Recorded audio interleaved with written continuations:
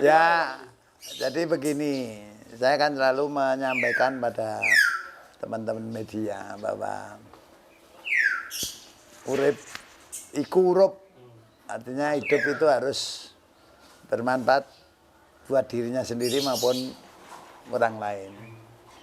Nah, sehingga saya menjadi wali kota itu bukan sebagai penguasa, namun sebagai pelayan. Nah, sehingga 15 tahun saya melayani masyarakat di kota Surakarta, baik suka maupun duka, ya saya lalui dengan senyum. Artinya tidak perlu mengeluh, tidak perlu merasa capek dan sebagainya. Itu prinsip, sikap, dan komitmen saya. Nah, sehingga saya selesai menjadi abdi dan pelayan masyarakat di rumah besar yang namanya pemerintah kota Surakarta. Selesai saya juga harus kembali melayani masyarakat di rumah besar yang namanya masyarakat kota Surakarta. Perkara itu ada yang menilai saya negatif positif, saya nggak urusan.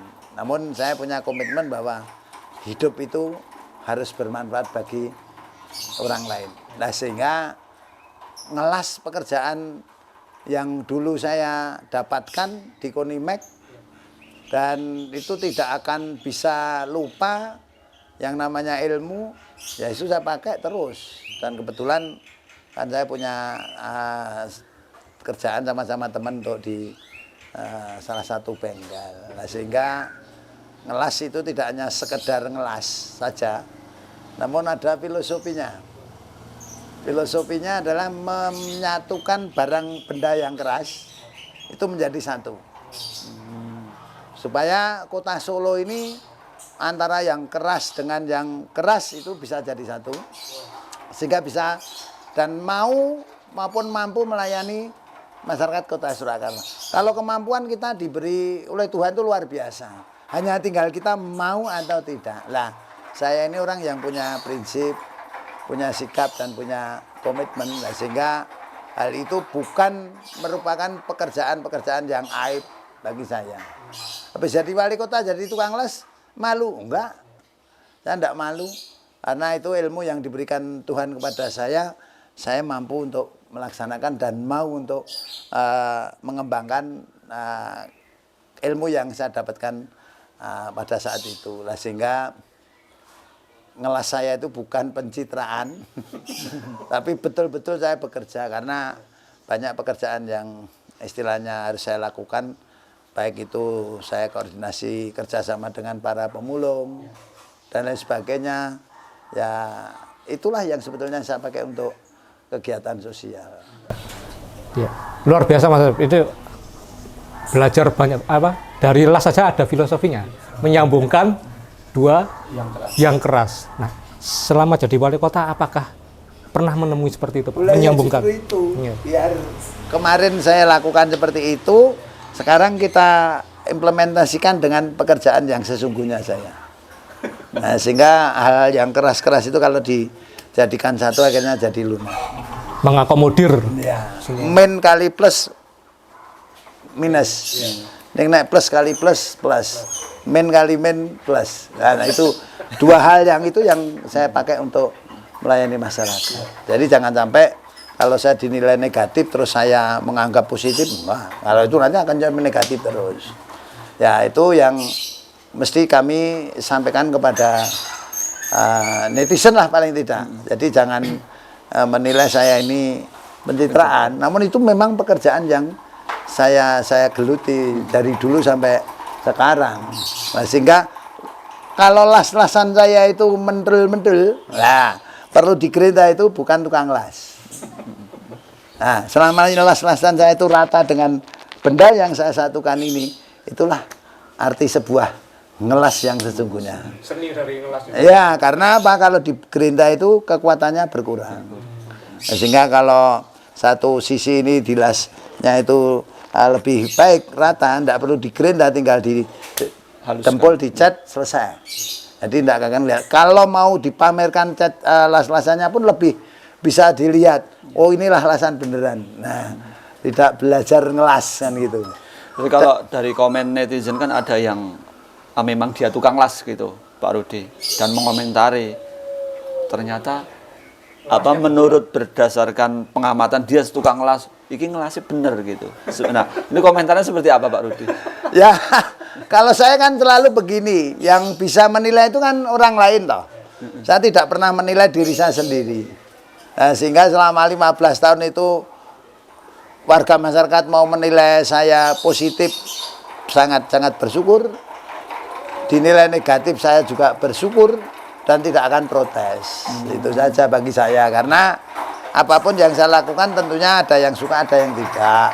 Namun sekali lagi bahwa yang saya kerjakan ini jenengan belum, nanti kalau saya milih kardus karton yang baik ini nanti dijual baik, yang jelek nanti dikilokan dan sebagainya, itu juga kita lakukan. Tidak ada persoalan, saya tidak malu kok. Jual kardus bekas ya Pak? Iya, kita kan mengikut lelang mengambil kardus-kardus di perusahaan itu. Ya kardus, ya plastik, ya macam-macam, ya drum dan sebagainya. Nah, sehingga pekerjaan-pekerjaan yang saya lakukan ini, kalau orang lain yang mengaku yang menempatkan diri sebagai pejabat dan penguasa, mungkin itu pekerjaan yang hina. Namun bagi saya itu pekerjaan yang halal, karena duit yang saya dapatkan itu dari jerih payah sendiri dan dari keringat saya sendiri. Pak Rudi, banyak netizen juga bertanya ini, sebetulnya mendapat ilmu las itu dari mana? Tadi Pak Rudi sudah sempat nyinggung dikit, pernah bekerja di Konimex gitu Pak ya? Itu gimana Pak, flashback? Jadi begini, saya itu kerja di Konimex sejak tahun 80, tepatnya 13 September 1980. Saya di sana berangkatnya juga dari bawah, bersih-bersih pabrik dulu. Setelah itu saya meningkat jadi pembantu operator. Meningkat lagi menjadi operator mesin ini. Operator mesin. Meningkat lagi sebagai pembantu teknisi. Terus diangkat, tadinya pembantu teknisi itu namanya teknisi madya. Terus lantas saya diangkat menjadi teknisi. Setelah jadi teknisi, saya ditugaskan menjadi asisten supervisor. Asisten supervisor bekerja beberapa tahun, ya mungkin 1 tahun lebih sedikit mungkin. Saya dijadikan kepala workshop. Nah, dari kepala workshop itulah saya ditanya. Jadi waktu saya menjadi tukang bersih-bersih itu, saya melihat Konimex itu kan menutup, menambal kebocoran AC. Itu kan satu lubang jarum aja ngelasnya waktu itu biayanya 10.000. Saya ngomong kok mahal. Pada zaman itu. Pada zaman tahun 80-an. Kok mahal, Pak? Saya ditanya, kamu bisa ngelas? Bisa. Namun saya belum pernah mendapatkan pelajaran ngelas. Tapi saya bisa. Bisa, Tuhan pasti memberi kemampuan saya luar biasa. Saya belajar 1 minggu itu. Baik las karbit, las listrik, sampai ke bubut saya belajarnya di Konimex. Belajarnya langsung ke tukang las? Enggak, langsung di situ. Saya dibelikan asetilin dan karbit, oksigen, asetilin dan oksigen. Saya pakai untuk belajar ngelas itu. 1 minggu mata saya jeles. Sampai dengan las listrik itu sendiri. Nah, sehingga dengan sebenarnya itu sekarang kalau ada AC yang bocor tidak perlu mengundang dari luar. Kita las sendiri dan itu efisien. Akhirnya dipercaya. Dipercaya untuk seperti itu dan sampai hari ini saya tekuni. Jadi saya mengoperasikan mesin bubut ya masih bisa. Nah, kalau skill mengoperasikan mesin itu berangkatnya dari sana juga. Lah saya kan sekolahnya setengah mati toh. Setengah mati aja di atas penerbangan. Jadi STM penerbangan itu kan sekolah setengah mati tadi. STM kan setengah mati toh.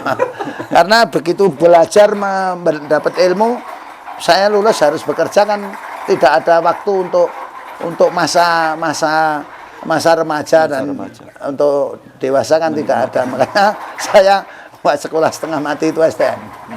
Nah, itu. Ya, Pak Rudi, ini juga banyak yang bertanya, flashback sedikit Pak. Terima kasih sudah nonton. Jangan lupa like, subscribe, dan share ya.